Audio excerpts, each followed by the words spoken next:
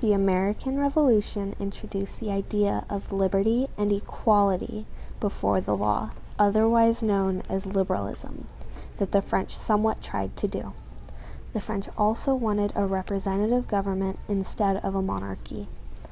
The ideas of liberty are freedom of press, speech, assembly, and from arbitrary arrest. Liberalism gained a wealthy following, and the idea of laissez-faire came up, which was calling for free trade, unrestricted private enterprise, and no government interference in the economy. This touched on Adam Smith's idea of free market capitalism with similar ideas. Business people favored the ideas of liberalism and laissez-faire because it made them immense money. Nationalism also became an increasingly popular idea, especially after being utilized by Napoleon's French army and their positive outcomes almost every fight.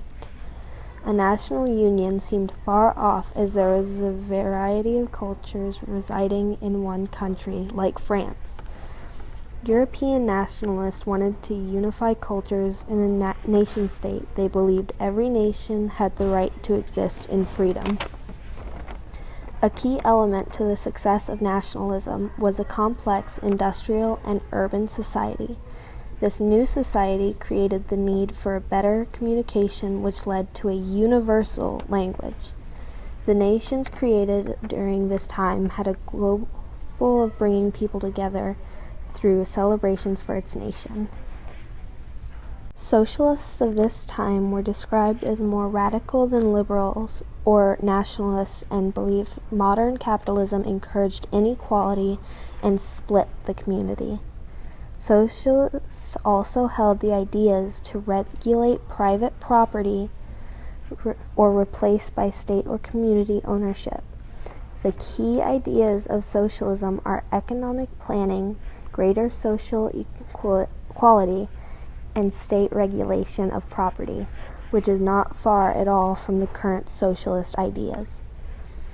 Count Henry de Saint-Simon, a nobleman as well as one of the influential easily socialists, believed that the key to progress was to let the doors plan the economy and take control of projects and establishments.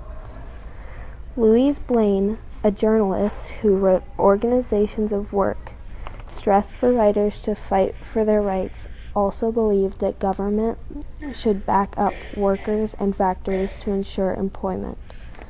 Lastly, there is Pierre-Joseph Proudhon. He wrote What is Property?, a pamphlet expressing the idea that it was simply theft as it had been stolen from the source of all wealth, the worker.